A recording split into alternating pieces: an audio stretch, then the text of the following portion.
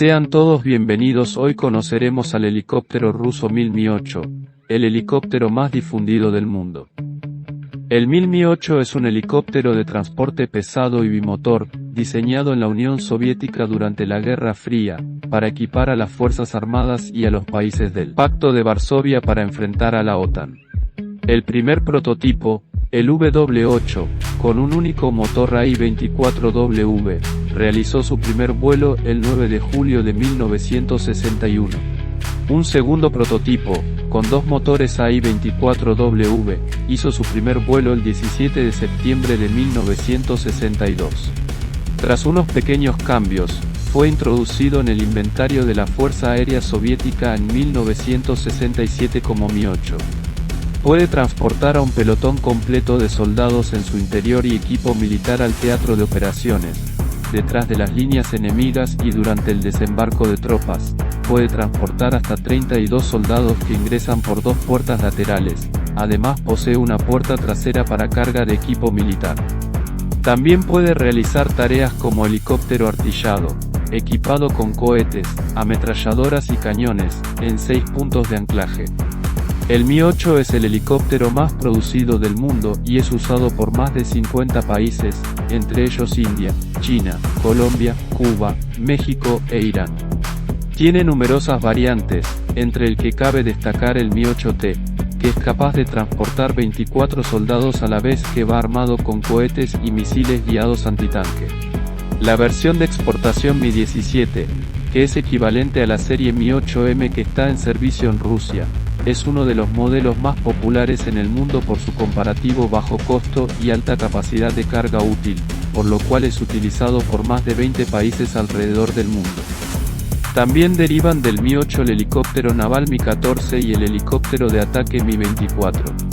Existen versiones para el transporte de pasajeros civiles, transporte VIP para autoridades del gobierno, carga, guerra electrónica, radar, vigilancia naval, combate y apoyo de soldados en tierra, para la lucha contra la insurgencia, narcotráfico, terrorismo, piratería, combatir incendios, escolta de aviones de combate de ataque a tierra y rescate de soldados heridos en el campo de batalla. Tiene dos motores de turbina sobre el fuselaje central. El rotor principal tiene 5 aspas, mientras que el rotor de control lateral antitorque tiene 3 aspas, instalada en el lado derecho en los primeros diseños, luego se cambió al lado izquierdo en modelos posteriores para su exportación. El tren de aterrizaje es de tipo triciclo, el delantero tiene 2 ruedas y es de posición fija bajo la cabina de mando. El tren de aterrizaje posterior tiene una rueda a cada lado y está sujetado por grandes soportes a los costados del fuselaje. No tiene sistemas de mecanismos hidráulicos para retraer las ruedas y guardarlas dentro del fuselaje. Para ahorrar peso y mejorar su diseño aerodinámico, puede transportar tanques de combustibles externos para aumentar su alcance. Se producen en las fábricas de Ulan-Ude y Kazán. En esta última se fabrican específicamente los Mi-17 V5 para las Fuerzas Armadas y el Mi-172 de aplicación civil. Un Mi-17 se suele diferenciar visualmente de la serie Mi-8T, porque estos últimos llevan el rotor de cola sobre el lado derecho, mientras que el Mi-17 lo lleva del lado izquierdo. El Mi-17 fue equipado con los motores más grandes Klimov TV317MT, rotores nuevos y la transmisión desarolladas para el diseño de la versión más moderna Mi-14, una variante de helicóptero naval y de transporte de tropas, junto con las mejoras del fuselaje para poder transportar cargas más pesadas. El nuevo modelo para exportación es más potente, tiene mayor capacidad de carga y velocidad. Las modificaciones incluyen una nueva puerta grande en el lado derecho, la mejora del control de APU de los motores incorporado, sistema de alimentación de combustible a los motores, controlado en forma electrónica FADEC, placas de armadura de Kevlar en toda el área de la cabina y los motores. Algunos modelos tienen una rampa de carga disponible en lugar de las habituales puertas de concha para la carga trasera, y puede cargar un vehículo hasta el tamaño de un SUV, para operaciones detrás de las líneas enemigas. Entre abril y mayo de 1986, Los Mi-8 se usaron en grandes cantidades para arrojar materiales absorbentes de radiación al reactor número 4 de la central nuclear de Chernóbil después del desastre, y el incendio se extinguió por el esfuerzo combinado de helicópteros que lanzaron más de 5.000 toneladas métricas de arena, plomo, arcilla y boro absorbente de neutrones en el reactor nuclear inyectando nitrógeno líquido en él.